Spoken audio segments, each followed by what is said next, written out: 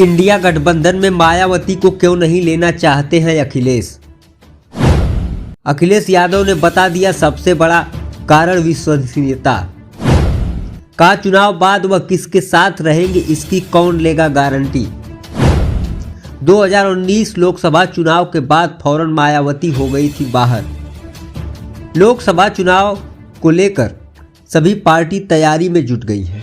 वहीं विपक्षी दलों का इंडिया गठबंधन भी सत्ताधारी पार्टी के खिलाफ रणनीति बनाने में जुटा हुआ है। इसी बीच समाजवादी पार्टी प्रमुख अखिलेश यादव ने बसपा सुप्रीमो मायावती को इंडिया गठबंधन में शामिल करने के सवाल पर एक बड़ा बयान दे दिया है।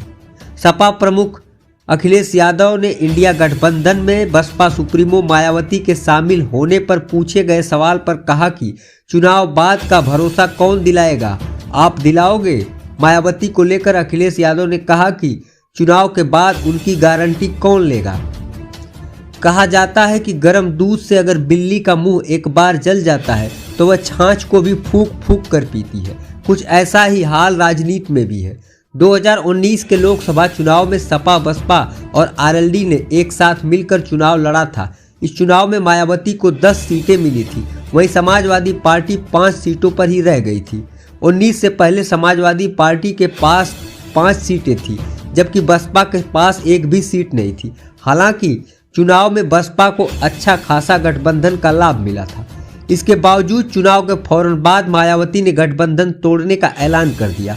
मायावती के इस फैसले से हर कोई हैरान था। खुद अखिलेश यादव भी समझ नहीं पाए कि इस गठबंधन को तोड़ने का क्या कारण था। अब जब 2024 का चुनाव आ गया है, इंडिया गठबंधन के बैनर तले तमाम विपक्षी दल एक साथ आ रहे हैं और मायावती को इंडिया गठबंधन में आने के कयास लगाए जा रहे हैं। इसी बीच अखिलेश यादव ने एक बड़ा बयान देते हुए उनकी विश्वसनीयता पर सवाल खड़े कर दिए हैं। उन्होंने साफ साफ कहा कि चुनाव बाद उनकी गारंटी कौन लेगा कि वह साथ रहेंगी। दरअसल 2022 में आजमगढ़ लोकसभा पर हुए उपचुनाव में भी मायावती ने अपना कैंडिडेट खड़ा कर दिया था। हालांकि मायावती इससे पूर्व में कभी उपचुनाव नहीं लड़ाती थी, जिसकी वजह से सपा प्रत्याशी धर्मेंद्र यादव को मामूली वोटों से हार का सामना करना पड़ा था और यहां से भारतीय जनता पार्टी के प्रत्याशी दिनेश लाल यादव निरहुआ जीत गए थे। यही वजह है जिसकी वजह से अखिलेश यादव मायावती को गठबंधन में शामिल नहीं करना चाहते हैं। इस खबर में इतना ही।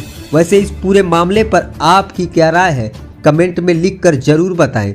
इसी तरह की अन्य तमाम खबरों के लिए देखते रहिए द पब्लिक एक्सप्रेस का डिजिटल प्लेटफॉर्म।